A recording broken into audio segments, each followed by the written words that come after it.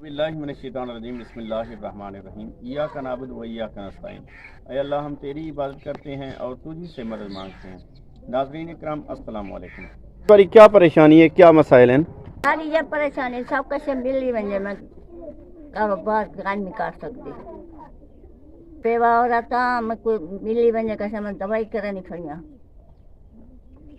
ये सब कुछ मिली वञे मैं गरीब हां दवा करे नहीं खड़िया मेरा राशन कहानी मैं को राशन मिल जा वञे मेरा घर वाला बहुत ठीक है मैं को राशन मिली वञे मैं दुखी हां। अम्मा जी का कहना है कि मेरा कमाने वाला कोई नहीं है, मेरा शौहर फौत हो गया, मैं बेवा औरत हूँ, तो मेरे जो कमाने वाला कोई नहीं है, मेरा मकान भी नहीं है। गुजारिश है कि अम्मा जी की मदद की जाए। अम्मा जी आपको बहुत दुआएं देगी। अम्मा जी का कहना है कि मैं बहुत ज़्यादा परेशान हूँ। अम्मा जी के घर में राशन नहीं है। तमाम देखने वाले बहन भाइयों से यही रिक्वेस्ट है कि प्लीज़ खुदारा इस बेवा अम्मा जी जो हैं इनकी मदद करें। अल्लाह ताला आपको अजर देगा।